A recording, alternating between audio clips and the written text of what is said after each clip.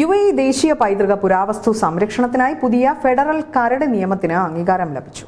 UAEയിൽ ദേശീയ പൈതൃകങ്ങളും പുരാവസ്തുക്കളും സംരക്ഷിക്കാൻ കടുത്ത ശിക്ഷാ വ്യവസ്ഥകളോടെയുള്ള പുതിയ ഫെഡറൽ കരട് നിയമത്തിനാണ് ഫെഡറൽ നാഷണൽ കൗൺസിൽ അംഗീകാരം നൽകിയിരിക്കുന്നത്.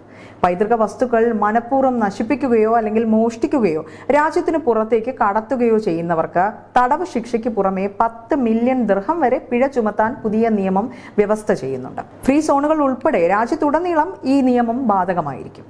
അബുദാബിയിലെ സായിദ് ഹാളിൽ ചേർന്ന കൗൺസിൽ സമ്മേളനത്തിലാണ് ചരിത്ര പ്രധാനമായ ഈയൊരു നിയമ നിർമ്മാണത്തിന് അംഗീകാരം നൽകിയത്.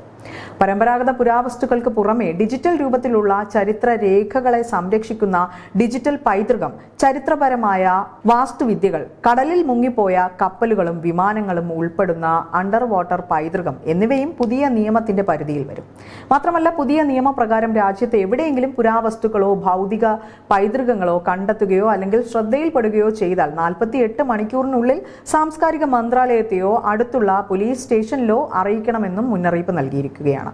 ഇങ്ങനെ കൃത്യസമയത്ത് വിവരം നൽകുന്നവർക്ക് സർക്കാർ പ്രത്യേക പ്രതിഫലവും നൽകുന്നുണ്ട്. പൈതൃക വസ്തുക്കൾ തകർക്കുകയോ അല്ലെങ്കിൽ മോഷണം, കടത്തൽ എന്നീ കുറ്റങ്ങൾക്ക് താൽക്കാലിക തടവും 5 ലക്ഷം മുതൽ 10 മില്യൺ ദിർഹം വരെ പിഴയുമാകും ചുമത്തുക. പൈതൃക വസ്തുവിന്റെ ഉടമ തന്നെയാണ് ഇത് ചെയ്യുന്നതെങ്കിൽ ശിക്ഷയുടെ കാഠിന്യവും കൂടും. അനധികൃത ഖനനം, വ്യാജ പുരാവസ്തു നിർമ്മാണം എന്നിവയ്ക്ക് 10 വർഷം വരെ തടവും 3 ലക്ഷം മുതൽ 5 മില്യൺ ദിർഹം വരെ പിഴയുമാണ് ശിക്ഷ.